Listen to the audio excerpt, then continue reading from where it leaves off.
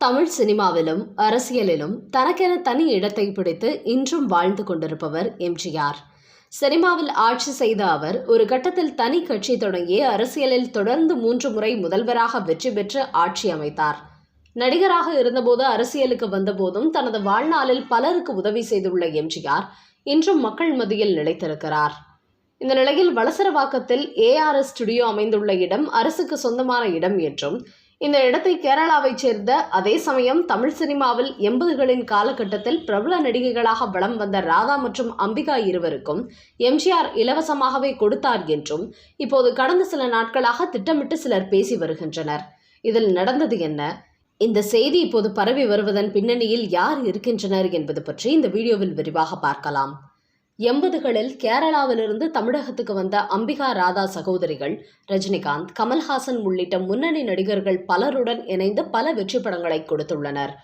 ராதா திருமணத்திற்கு பிறகு நடிப்பிலிருந்து விலகி இருந்தாலும் அவரது சகோதரி அம்பிகா தற்போது சினிமாவில் முக்கிய கேரக்டரில் நடித்து வருகிறார்.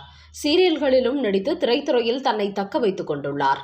இவர்கள் இருவரும் சினிமாவில் பல படங்களில் பிஸியாக நடித்துக் கொண்டிருந்த போது சென்னை வளசரவாக்கத்தில் 1.25 ஏக்கர் நிலப்பரப்பில் மிகப்பெரிய அளவில் ARS என்கிற ஸ்டுடியோவை கட்டினார்கள். சென்னையின் பிரபல ஸ்டுடியோக்களில் ஒன்றாக பின்னர் ARS ஸ்டுடியோ மாறியது.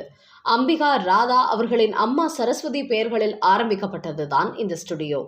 தமிழின் பல முக்கிய படங்கள், குறிப்பாக சின்ன பட்ஜெட் படங்களுக்கு மிக முக்கிய இடமாக திகழ்ந்தது ARS ஸ்டுடியோ. சென்னையில் பட ஸ்டுடியோக்கள் படிப்படியாக மூடப்பட்டு வந்த போதும் AVM, பிரசாத் ஆகிய 2 ஸ்டுடியோக்கள் மட்டும் மூடப்படாமல் உள்ளன. இந்த லிஸ்டில் ARS ஸ்டுடியோவையும் சொல்லலாம். 1984ஆம் வருடம் அப்போதைய முதல்வர் எம்ஜிஆரால் இது திறந்து வைக்கப்பட்டது. ஏராளமான படங்கள் இந்த ஸ்டுடியோவில் படமாக்கப்பட்டன. ஆனால் இப்போது படப்பிடிப்புகள் பெரும்பாலும் வெளியூர்களுக்கு மாறிவிட்டதால் டெலிவிஷன் தொடர்கள் தான் இந்த ஸ்டுடியோவை இயங்க வைத்துக் கொண்டிருந்தன.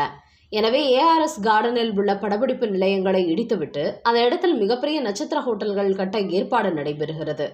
நடிகை ராதாவின் கணவருக்கு சொந்தமாக மும்பையில் ஏற்கனவே ஒரு நட்சத்திர ஹோட்டல் இருக்கிறது.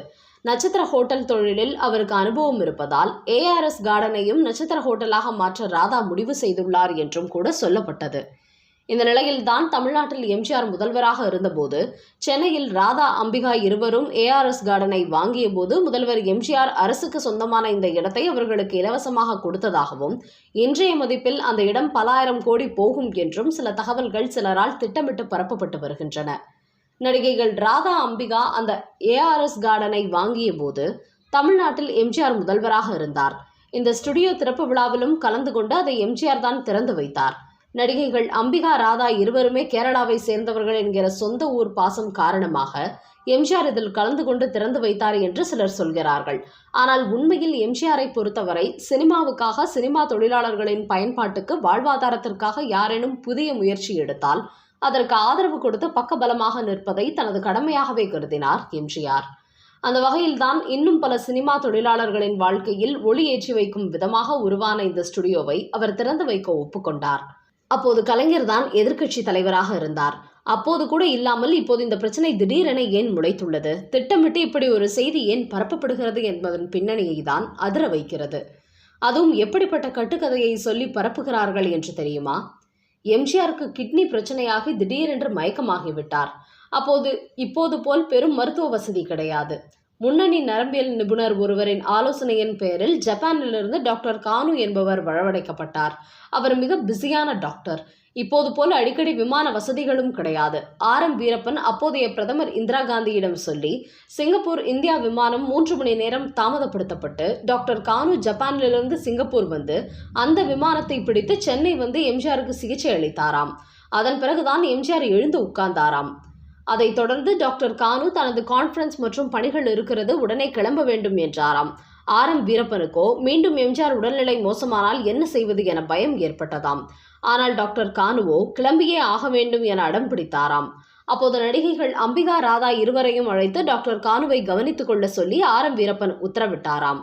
அதனைத் தொடர்ந்தே டாக்டர் கானு இங்கேயே தங்கி சிகிச்சையை மேற்கொண்டாராம்.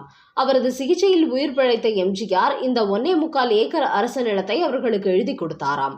அங்கு அவர்கள் ஒரு ஸ்டுடியோ கட்டினார்கள். அதனால் தான் எம்ஜிஆரை நேரில் கலந்து கொண்டு இதை திறந்து வைத்தாராம். காலங்கள் உருண்டோடின.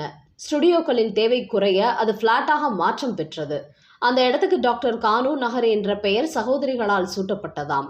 இப்படிப்பட்ட ஒரு கட்டுக்கதையை கட்டி வருவது வேறு யாரும் அல்ல, எம்ஜிஆரை தங்கள் எதிரியாக கருதும் திமுகவை சேர்ந்த சில சிறு புத்திக்காரர்கள்தான்.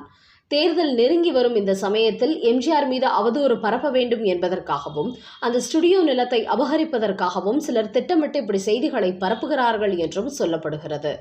இந்த நிலையில்தான் இந்த சர்ச்சை செய்தியை தவிடுபொடியாக்கும் விதமாக நடிகரும் தயாரிப்பாளருமான சித்ரா லட்சுமணன் ஒரு விளக்கம் அளித்துள்ளார்.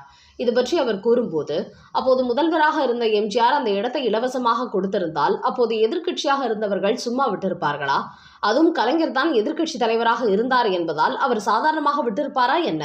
அதுவும் இல்லாமல் அந்த ஏஆர்எஸ் கார்டன் அரசு நிலம் இல்லை, தனியாருக்கு சொந்தமான நிலம்.